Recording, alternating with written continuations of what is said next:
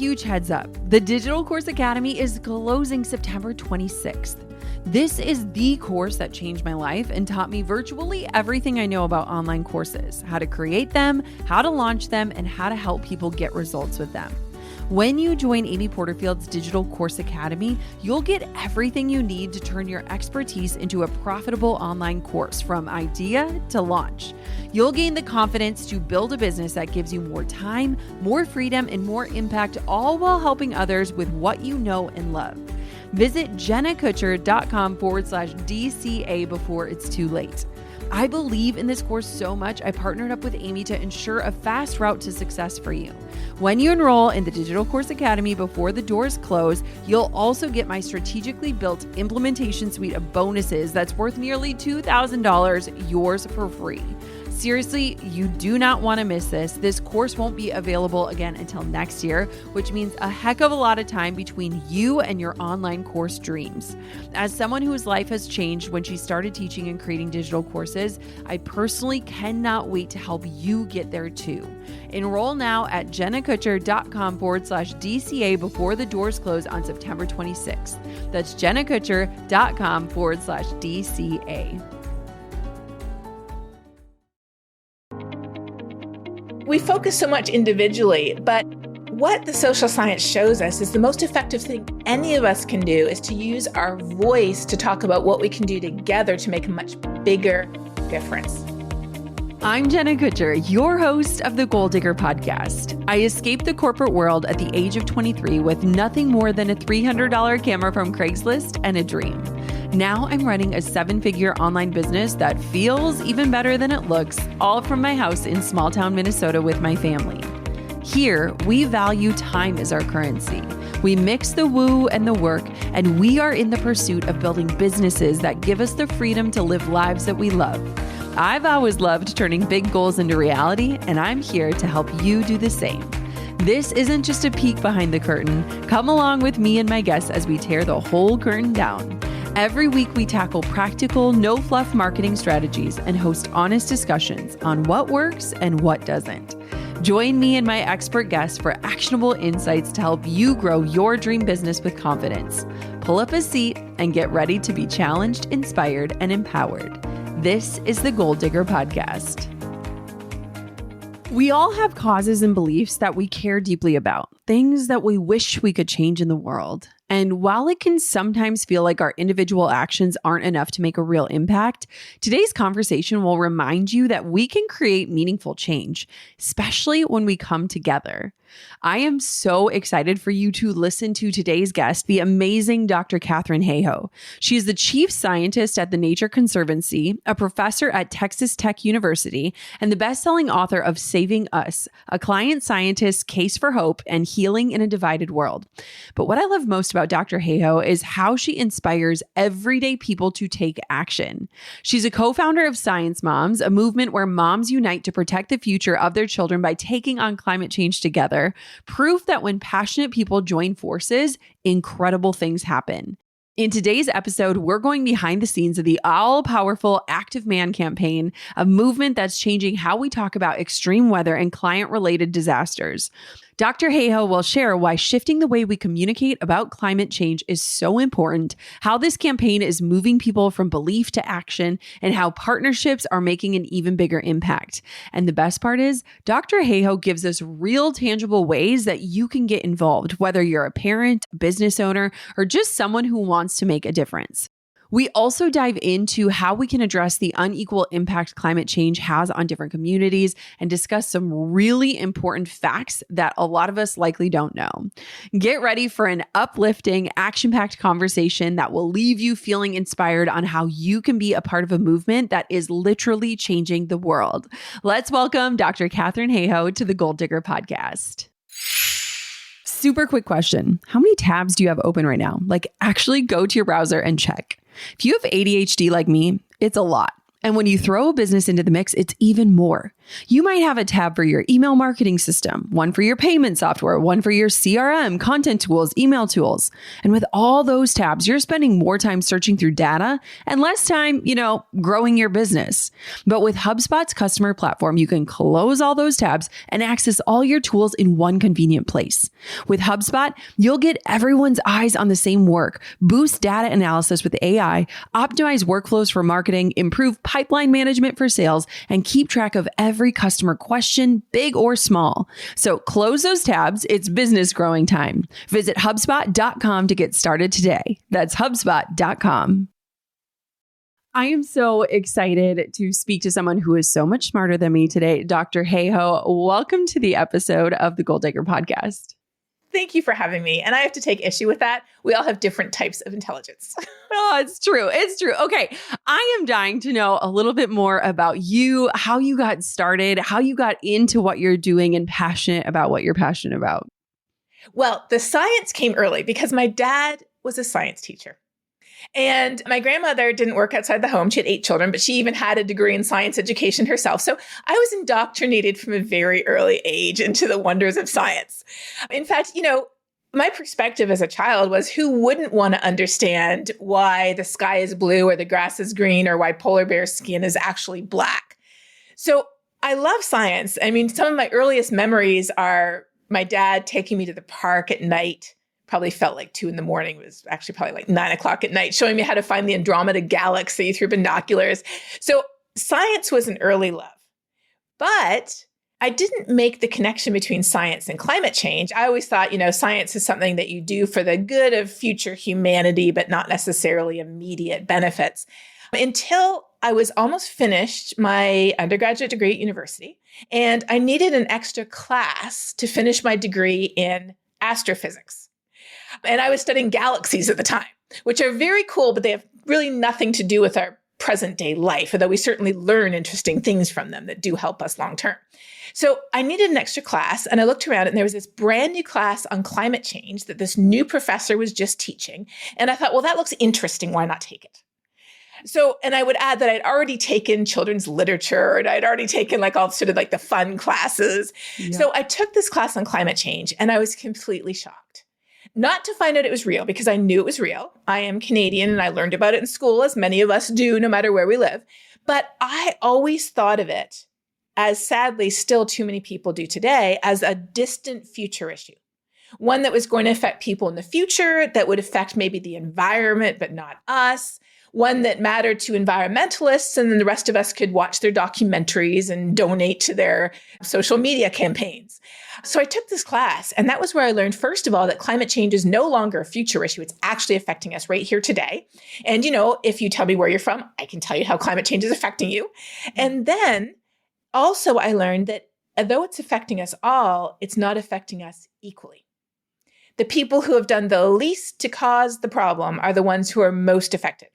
And that is true generationally. Younger people have done less, yet they're most affected. It is true within our cities and our states and our provinces. The people who have lower income are most affected, yet they've contributed least. And it's definitely true across countries. The richest countries have contributed the most, yet the poorest countries are the ones who are suffering the brunt of the impacts. And so to me, that was what made me want to become a climate scientist. The profound sense that this thing is not fair. It is not fair at all. And now I'm a mom, and it's even worse because I have a child. And so I'm like, I would do anything to ensure a better future for him. And that today means tackling climate change. Wow. Thank you so much for sharing that story. And I often just love when we can pause and look at our paths and think, what if you hadn't taken that course? Your whole course of your life and career could change. And I just love when we can see those line in the sand moments of before and after. So that was just such an amazing story. I want to know, you touched on so many different things, but first, why does it matter how we talk about climate change? I feel like there is a lot of language. And I think for a lot of people, even myself included and listeners, just as you said, a lot of people think this is a future issue, or this is, our children's children will be dealing with this. And so talk about language, because even just hearing you speak, I'm like, there is so much power in the way that you're using your words, and there's so much thought there, but there's also intention. How do humans ever do anything together without talking about it. I mean, communication is so essential and so basic to everything we do in our relationships, in our work, in how we engage with each other in person and online. We just often leave these conversations sort of out of the equation when we're thinking, what can I do to help us move towards a better future? So often, like when it comes to climate change, people are like, oh, well, I have to reduce my carbon footprint. And, don't get me wrong. We live in North America, in a continent where we have some of the highest personal carbon footprints in the world. So that means we have a lot more personal responsibility than someone who might be living in sub-Saharan Africa or in Southeast Asia. But even if we live here, there's only so much we can do individually. So, for many years, I lived in West Texas where I didn't even have public transportation where I lived. So that wasn't even an option. Like if I wanted to go to my job or if I wanted to go anywhere, I had to have a car. So I got a plug-in car as soon as I could, but then there was nowhere I could plug it in except for my house. So I had to have a hybrid. Otherwise, I couldn't drive more than a certain amount of miles. So we focus so much individually, but what the social science shows us is the most effective thing any of us can do is to use our voice to talk about what we can do together to make a much bigger difference. So for example, how much more difference would it make if, for example, where we work has a place where we can plug in our cars and then you tell everybody on campus, hey, we'll give you like free electricity for a year if you bring a plug-in car to campus instead of taking a gas car like that. Or if you build a public transportation system and you tell everybody, here's very affordable way to get to places instead of having to drive. There's things that we can change together that make a much bigger difference. So getting back to how do we talk about this issue, I feel like there's a huge gap, first of all, between our head and our heart. Most of us are actually worried, but we don't know what we can do and we don't know why it matters to us. So first of all, bridging that gap to talk about why it matters to the people I love, the places I love, the things I love. I've started conversations over, the fact that we both love beach vacations, or I've even started conversations over how we both knit, or we both really like wine or chocolate, or we're both parents. But then making that connection between our heart and our hands, what can we do to make a difference? Because the whole world could be worried, but if we don't know what to do, we won't do anything about it. And it's the same difference, right? Except if we're not worried, we'd just be happier.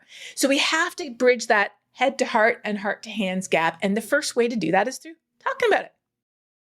I love how you explain things. And I just feel like already we are learning so much. I think it's beautiful too. And I've actually listened to past interviews you've done about just the approach of like finding that commonality.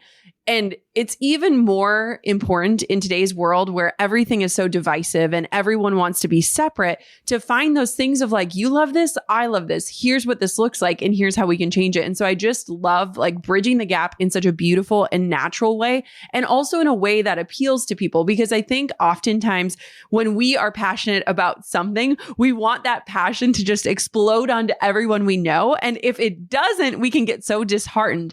And so finding those common threads can be such a beautiful way to do this. So I want to know, like, what can we, all of this collective listeners, this Goal Digger community, what are some things we can do to make a difference? We've talked about cars and electric cars, but like in our everyday life, like as we are investigating, what are we doing in the next 24 hours? What are some things that we could be conscious of or cognizant of, or even just putting more thought behind or intention behind as listeners? So as I already mentioned, most people are already worried about this issue. Even in the US, 2/3 of people are worried. But we don't talk about it because if you don't know what to do about it, why would you want to have a depressing, sad conversation? Right. So often we just assume people don't care. And we assume that they just need to be more worried. And we assume that we need to focus on ourselves as individuals to make a difference. But the reality is we can't do this alone, but we can together. So when people ask me, and I have to say this question, what can I do, is the number one question I get these days as a climate scientist. That is number one. So if you go to my Instagram account or my Threads account, I have pinned to the top of my accounts the answer to my question.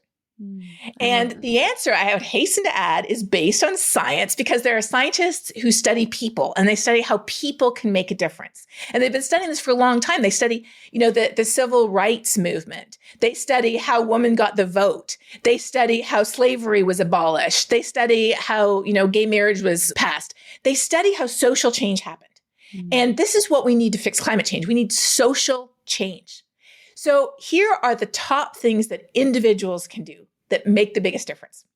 Number one is something so simple. Again, we often don't even think about it. The fact that we need to be having conversations that connect our head to our heart to our hands.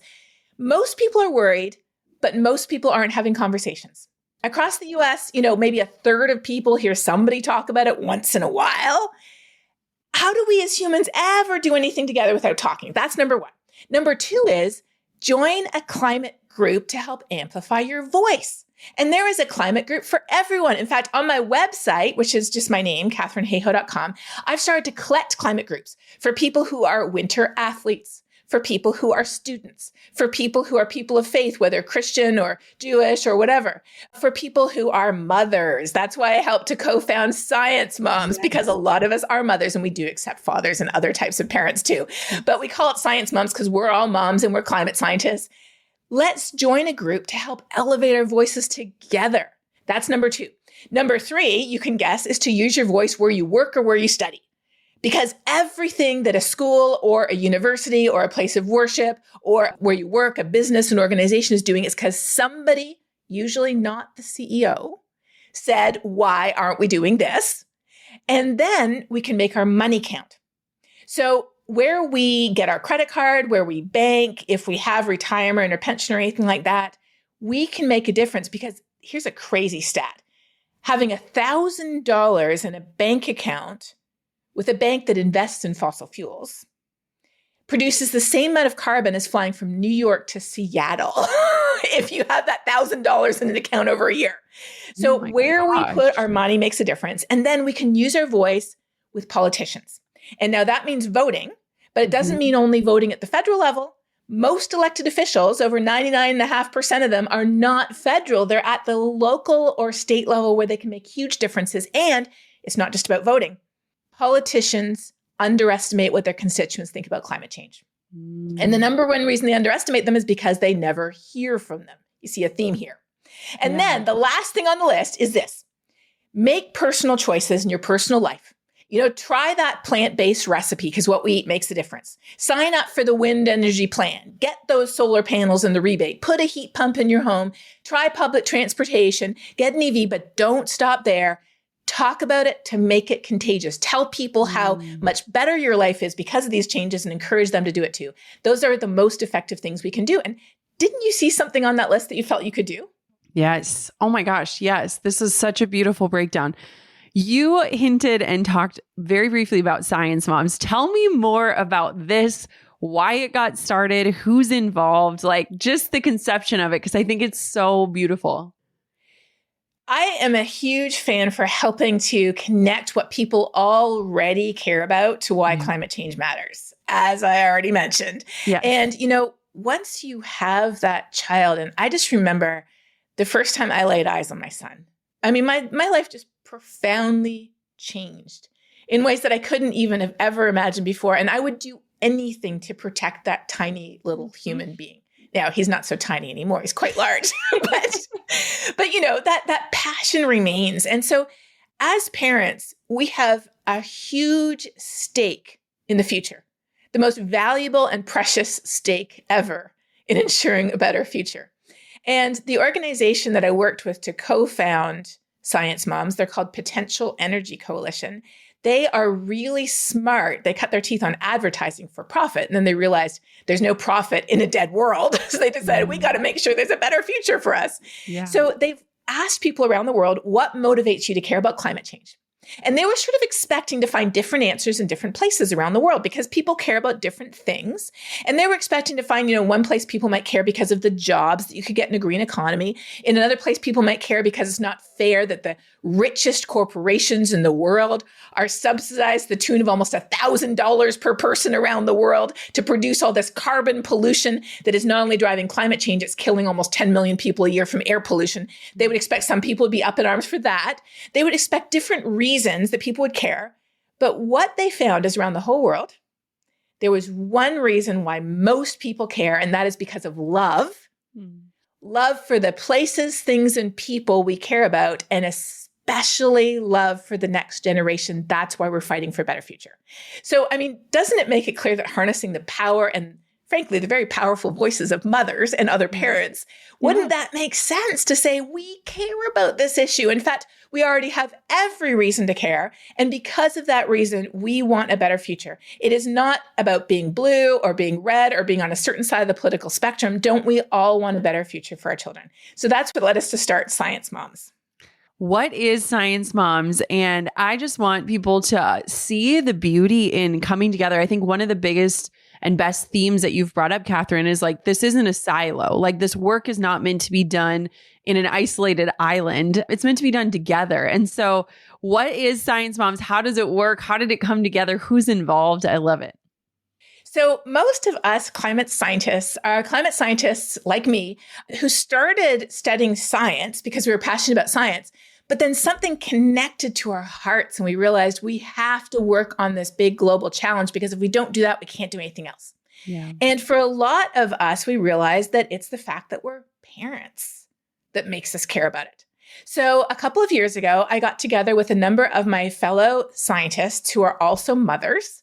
And we helped to create this nonpartisan group of climate scientists who are mothers, because we realized that a lot of people don't have the information they need to have these conversations. Yeah.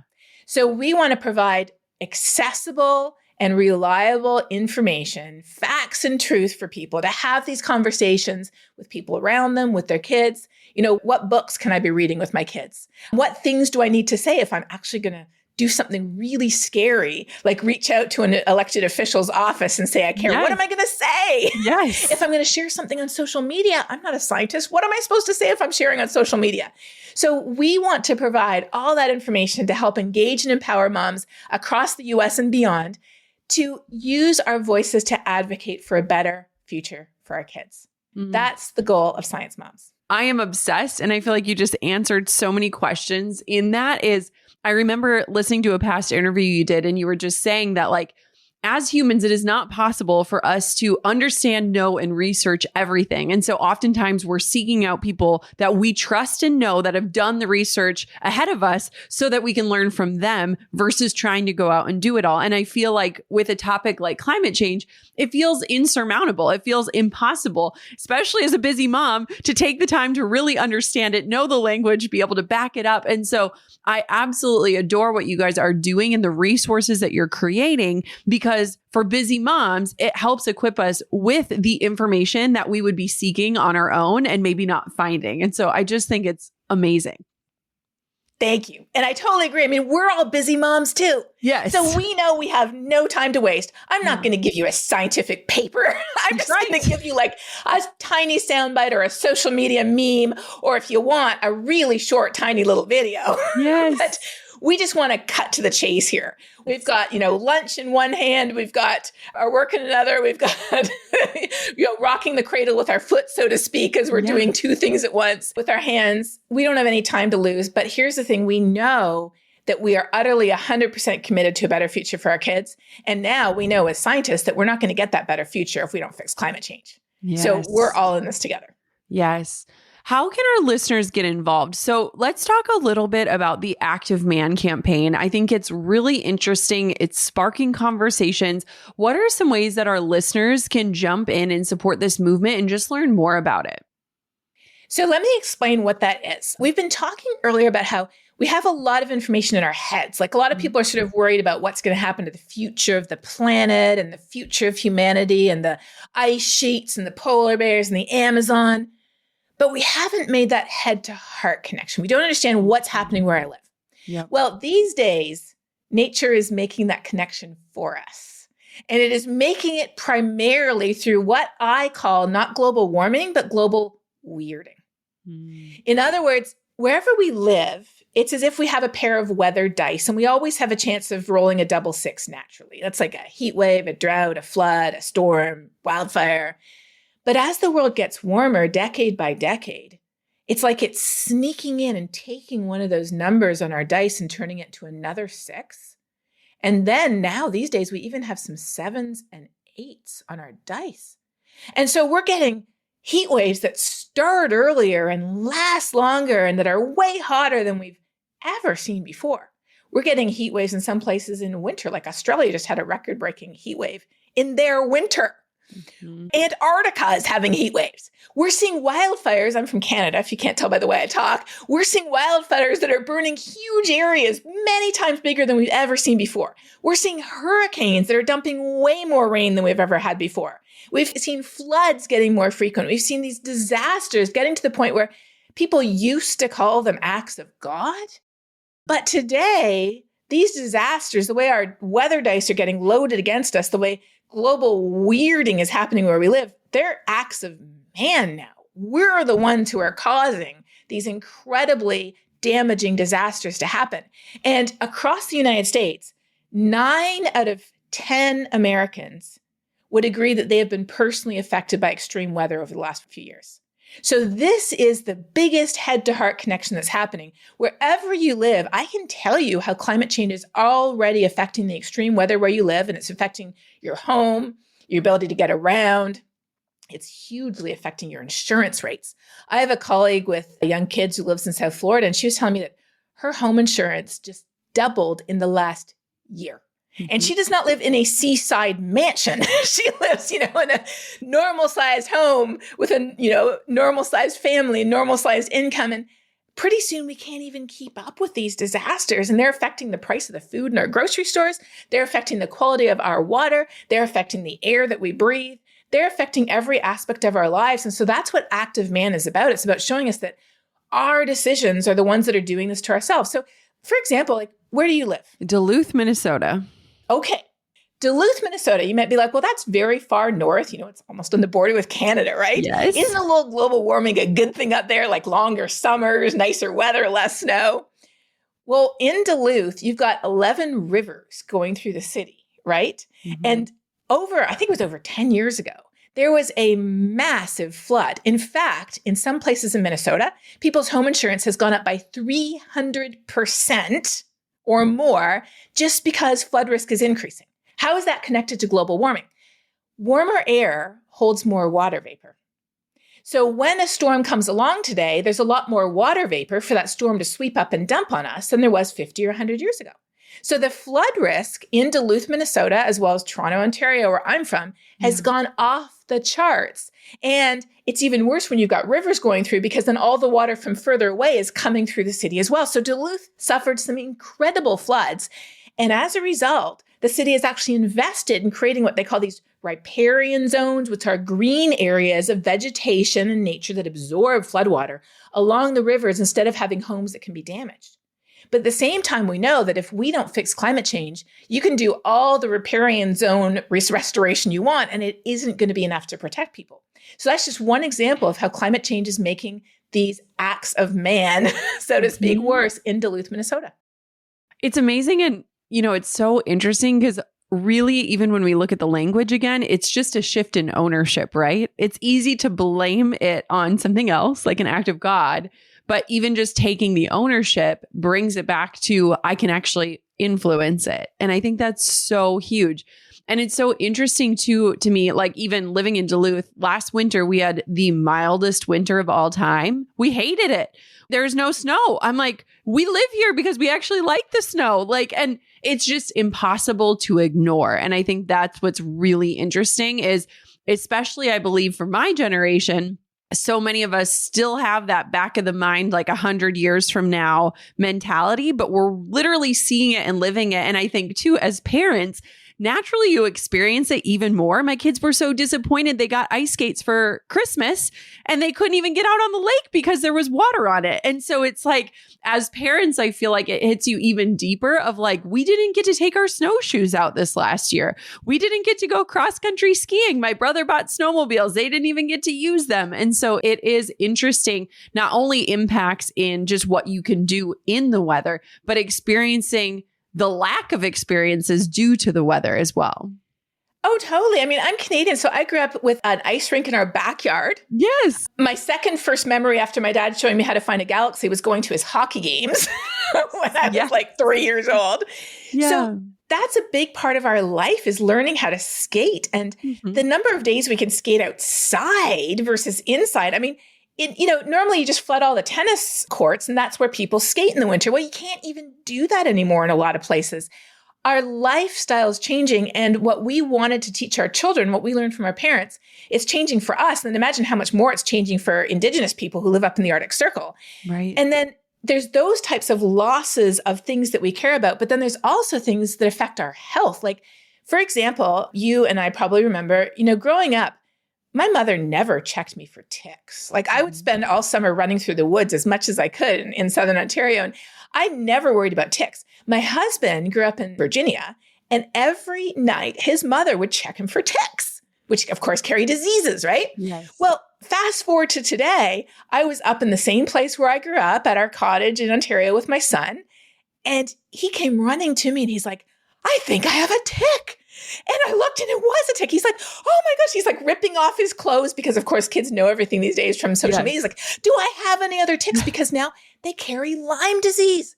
I mean, Lyme disease wasn't even on the list of diseases recognized by Health Canada 10 or 15 years ago because we didn't even have it anywhere in Canada. Yeah. And now it is all through Minnesota. It's all through Wisconsin. It's all through Southern Ontario. And those ticks are moving north because of climate change. The colder winters aren't cold enough anymore to kill them off. So there's crazy stuff happening, even in places where you wouldn't even think are susceptible. And then I live now in Texas. Yeah. Texas already has more sixes on its weather dice than any other state. But Texas has more billion-dollar weather and climate disasters now, thanks to acts of man, than we've ever had. Hurricanes are stronger. Wildfires, we had the biggest wildfire in Texas record just this past January in the winter. Wow. The heat in the summer is getting so extreme. Our whole family has gotten heat stroke multiple times, even though we have these like huge Yetis. And I just force everybody to drink like gallons of water in the summer. Yeah. And we don't spend time outside in the summer between like 10 a.m. and 5 p.m. It's crazy how things are changing. And one of my fellow science moms, Joellen Russell, she is originally from Alaska, and now she lives in Arizona, which is ground zero for extreme heat. Yeah. She has to wake her kids up before dawn because that's the only time they can play outside in the summer safely. I mean, it's just crazy what's happening and how it is intimately affecting our lives and our kids' lives. It is not a future issue anymore. It's here and it's now. Can you talk? One thing that I love when you share about is talking about just different communities and how they're differently impacted. And I think it would be important to go deeper because it's easy for us to think of, well, how does it affect me? Right? That's naturally where our brains go. But one of the things that I've loved learning from you is just the different socioeconomic impacts and things that we might not even be considering about others in our communities and the impact of climate change. Can we go a little deeper on that? Oh, yes. I mean, that's, like I mentioned, that's what made me become a climate scientist. When I realized that climate change affects us all, but it doesn't affect us all equally. And the people who are most affected are the ones who did the least to cause the problems. So keeping with the idea of parents and kids, let's just start there. Yeah.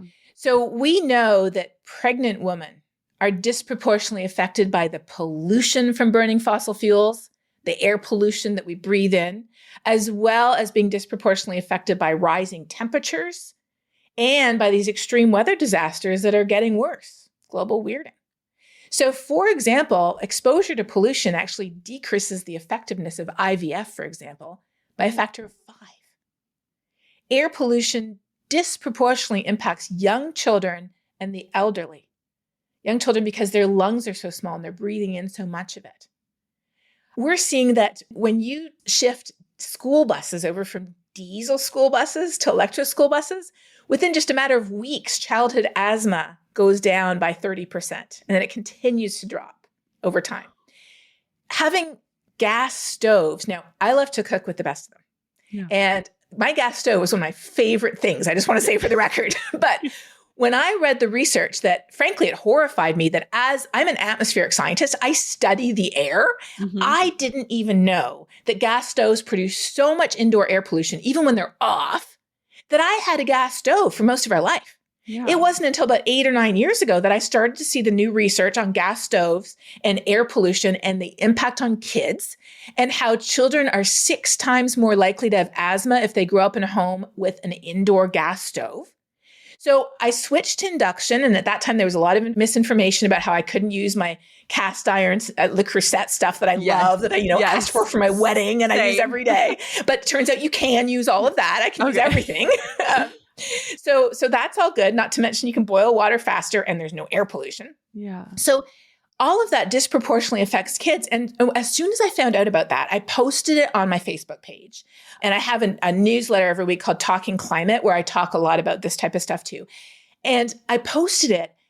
And then people were like, oh, are you serious? Like, is this really the case? Are you sure? And I was like, well, yeah, I think the research is pretty clear. Yeah. So I posted again a couple of years later, and this woman commented on my post. And she said, I didn't know anything about it either, but I had a son who had terrible asthma. We had already ended up in the ER with him multiple times. And, your heart just breaks when you think about that. I'm very fortunate that my son doesn't have it. My sister had asthma growing up. And so I know what it looks like to be struggling to breathe, to have to carry an inhaler with you all the time, to be, running to the ER.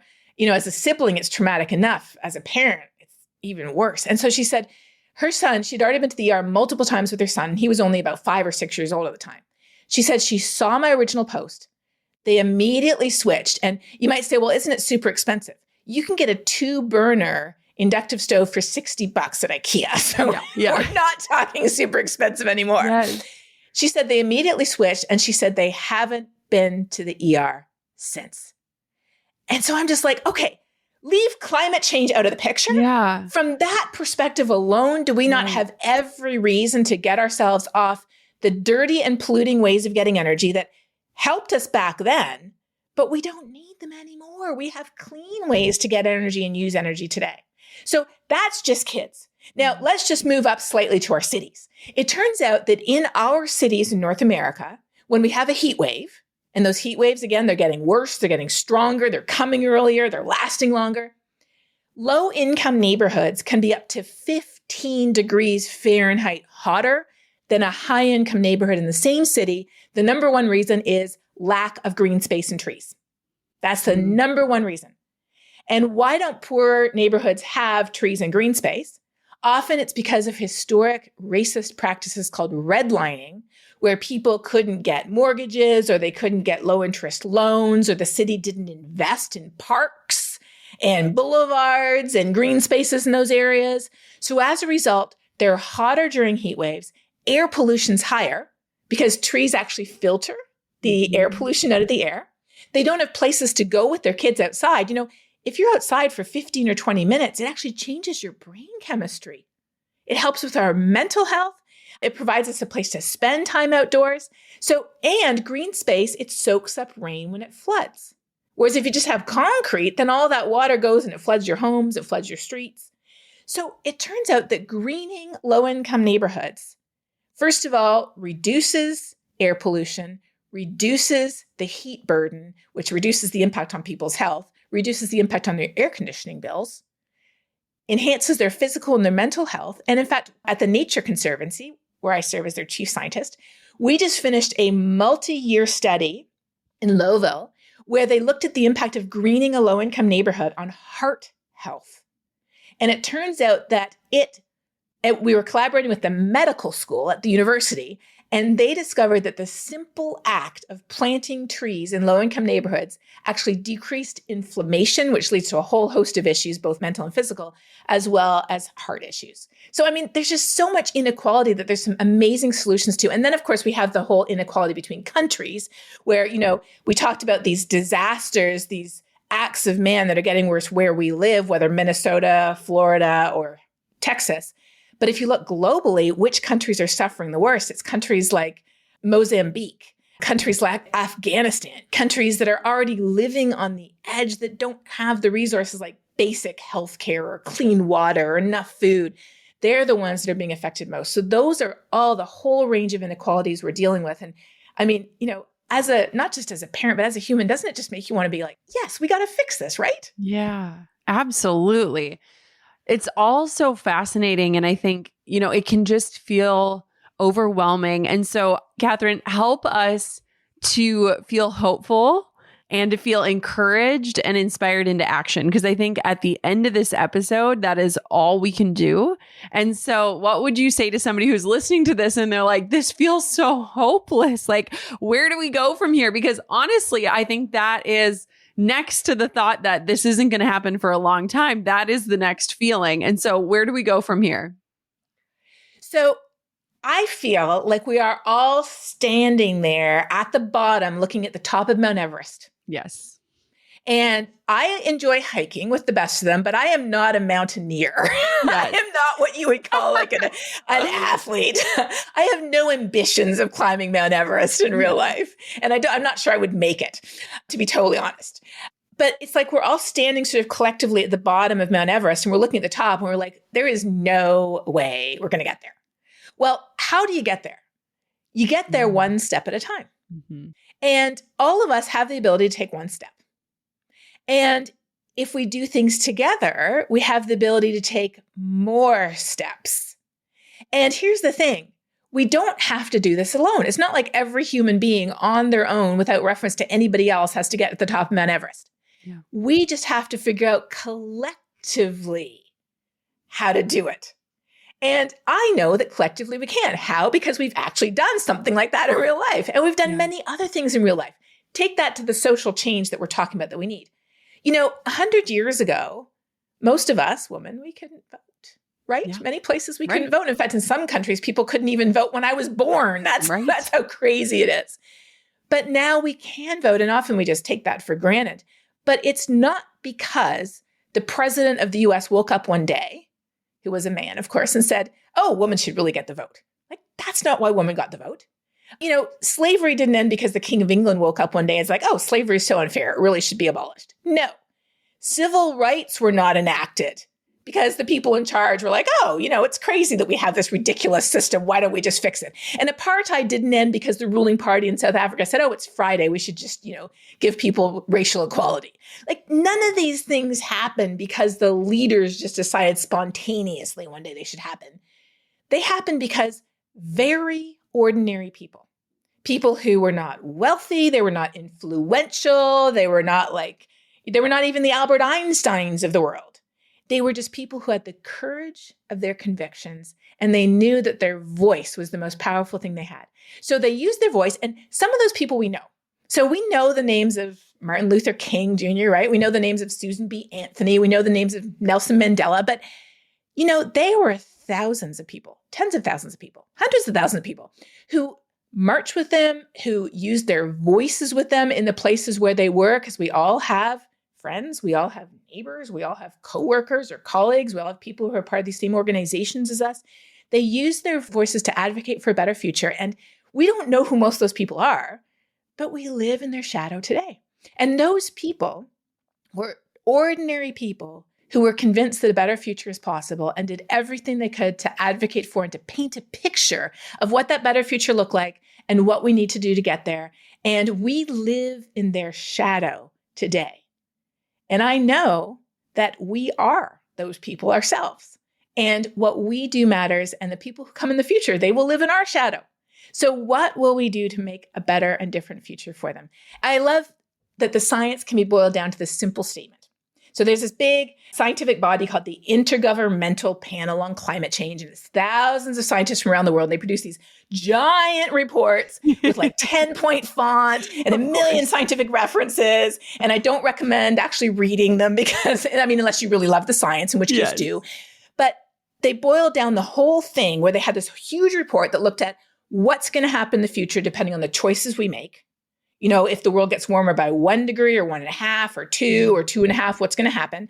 And you might say, well, that doesn't sound like a lot, but those levels are actually equivalent to how our human body feels as our human body temperature increases by 1.5, 2, 3, or 4 degrees.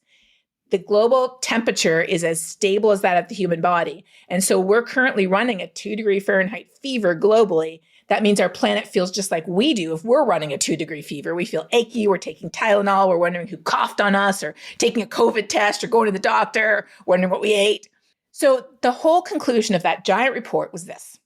Every bit of warming matters, which means every action matters and every choice matters. And so we as individuals have so much power to not only make decisions in our personal life and then talk about them to make them contagious, but we have the power to use our voice individually, in person and online, to join a climate action group, start with Science Moms, why not? To use our voice where we work or where we study or where we worship, and to use our voice with our elected officials at every level to say, this matters. We all want a better future. What can we do together to make that happen? I have absolutely loved this interview so much. Thank you so much for your passion. Thank you for breaking it down. Thank you for sharing. Thank you for your facts. Like, this was so incredible. And I'm really, really thankful. Where can everybody find out more about you, connect with you, get involved with Science Moms, check out Active Man? Give me all the places. Oh, so many places. So you can find, first of all, us online at actofman.com and sciencemoms.com. And then my own website, just my name, KatharineHayhoe.com. You have to spell it with 2 A's though. There you go. Then you can find us on social media. So you can find Science Moms on social media, and there's lots of resources that you can share also on social media, because that's a way to use our voice. I'm on social media too, like I mentioned, Instagram, Threads, Blue Sky, Facebook, LinkedIn.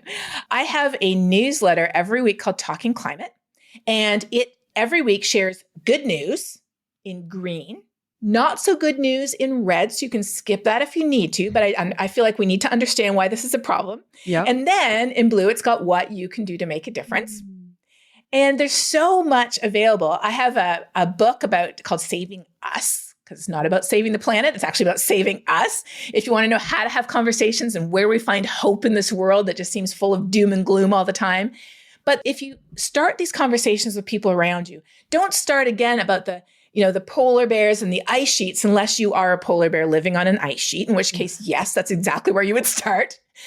But start a conversation from the heart about what matters to you. And for those of us who are parents, where better to start than with what we're most passionate about, our kids. Mm-hmm. For those of us who work in a certain industry, there's so much that we can talk about solutions in the fashion industry, solutions in the finance industry, solutions in the banking industry, solutions in every industry. There are people working on solutions already today. In fact, the carpet industry has solutions where you can actually buy carpet that is carbon negative carpet. Mm. The shoe industry has carbon negative shoes.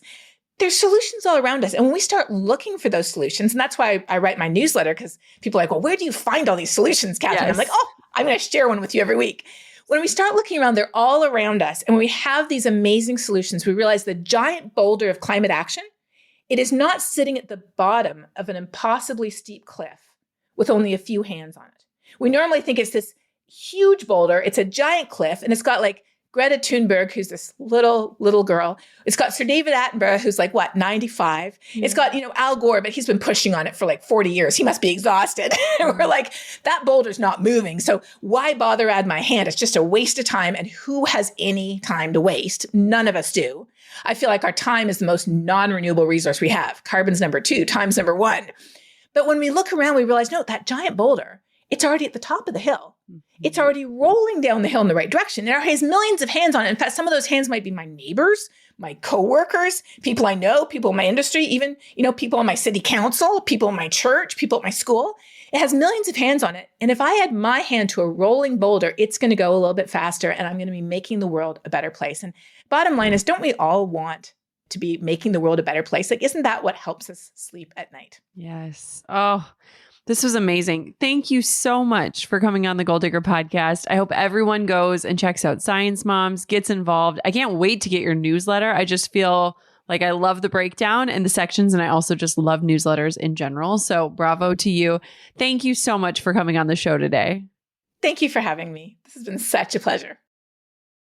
I've got to say, I am feeling so fired up about this episode. I absolutely loved hearing from and learning from Dr. Katharine Hayhoe. I think she is a brilliant communicator. And I absolutely loved the focus on conversation and finding commonality in a world that feels so dismissive and divisive. Finding the things that you love alongside other people who have that common love so that we can all come together and make a massive difference. I feel enlightened. I feel inspired. I feel ready to take action. And I hope you feel the same too. Make sure you check out Science Moms and learn more about ways that we can all come together and make a difference for this beautiful planet that we live on. And thank you so much for tuning in to another amazing episode of the Goal Digger Podcast. Until next time, keep on digging your biggest goals. Thanks for pulling up a seat for another episode of the Goal Digger Podcast. I hope today's episode fueled you with inspiration, gave you information that you can turn into action, and realigned you with your true north in life and business. If you've enjoyed today's episode, head on over to goaldiggerpodcast.com for today's show notes, discount codes for our sponsors, freebies to fuel your results, and so much more. And if you haven't yet, make sure you're subscribed so that you never miss a future show. We'll see you next time, Goal Diggers.